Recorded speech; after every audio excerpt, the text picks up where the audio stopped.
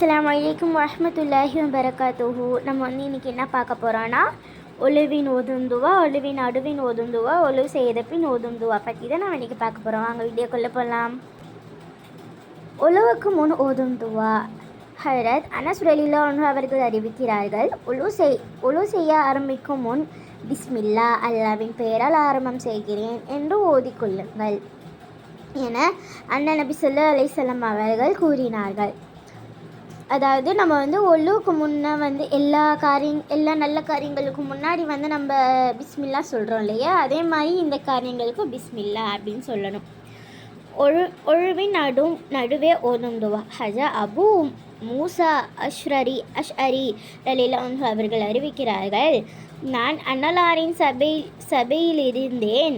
அப்போது அண்ணன் நபி ஸல்லல்லாஹு அலைஹி வஸல்லம் அவர்கள் உழு செய்து கொண்டிருக்கும் போது இந்த துவாவை ஓதுவதை நான் செவியுற்றேன். அது என்ன துவானா, அல்லாஹும்ம ஃபிர்லி ரம்பி வவஸ்ஸிலி ஃபீ தாரி வபாரிக்லி ஃபீ ரிஸ்கி. யா அல்லாஹ், எனது பாவங்களை மன்னிப்பாயாக, எனது குடும்பத்தை விசாலமாக்குவாயாக, எனது இரணத்தில் அபிவிருத்தி செய்வாயாக. இது இதோட பொருள். இதுக்கப்புறமா இருக்கிறதுலாம் நமக்கு விளக்கம் கொடுக்கறதுக்காக என்னென்னா, நபி ஸல்லல்லாஹு இது ஒரு சம்பவம். நபி ஸல்லல்லாஹு அலைஹி வஸல்லம் அவர்களிடம் நான் கேட்டேன், யா ரசூலுல்லாஹ், தாங்கள் ஒழு செய்யும்போது என்னென்ன துவாக்கள் ஓதினீர்களோ அதற்கு என்ன அந்த வார்த்தையில் ஏதாவது ஒன்றை நான் விட்டுட்டானோ என்று நபி ஸல்லல்லாஹு அலைஹி வஸல்லம் அவர்கள் கேட்டார்கள்.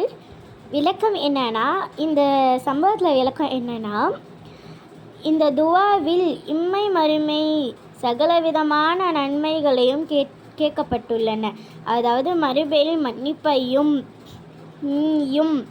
உண்மையில் விசாலமான இடமும் இரணத்திலையும் பரக்கத்தும் வறுமையற்ற நிலைமையும் வேண்டும் என கேட்கப்பட்டுள்ளன. இதை விட வேறு என்ன வேண்டும்? இதை பற்றி தான் இதில் போட்டிருக்காங்க. ஒழுவுக்கு பின் ஓதும் துவா. ஹஜ்ரத் உமர் ரலியல்லாஹு அன்ஹு அவர்கள் அறிவிக்கிறார்கள், எவர் ஒழு செய்வாரோ அதுவரும் அதனுடைய ஒழுக்கங்களை பேணி நல்ல முறையில் செய்வாரோ அவருக்காக சொர்க்கத்தில் 8 வாசல்களும் திறக்கப்படும். அவற்றில் அவர் விரும்பிய வாசல் வழியாக உள்ளே செல்லலாம் என அண்ணன் நபி ஸல்லல்லாஹு அலைஹி வஸல்லம் அவர்கள் கூறுகிறார்கள். இதில் என்ன போட்டிருக்கு அப்படின்னா, மொத்தமாகவே சொர்க்கத்தில் 8 சொர்க்கம் இருக்குது. நரகத்தில் எத்தனை நரகம் இருக்குது அப்படின்னு பார்த்தோன்னா 7 இருக்குது. ஏன் அல்ல சொர்க்கத்தை அதிகமாக வச்சுருக்கான், நரகத்தில் ஒன்று கம்மி பண்ணி வச்சுருக்கான்னா, அல்லாஹ்க்கு அவனோட ஆசை என்னன்னா, எல்லாருமே சொர்க்கத்துக்கு போகணும் அப்படின்றனால அல்லாஹ் நிறைய சொர்க்கங்களை வச்சுருக்கான். அதாவது 8 சொர்க்கங்களை வச்சுருக்கான். வாங்க என்ன துவான்னு பார்ப்போம். அஷ்ஹது அல்லா இலாஹ இல்லாஹு வஹ்தஹு லா ஷரீக லஹு வஷ்ஹது அன்ன முஹம்மதன் அப்துஹு வ ரசூலுஹு. அல்லாஹும்ம ஜஅல்னி மினல் தவ்வாபீன வஜஅல்னி மினல் முத்தஹிரீன்.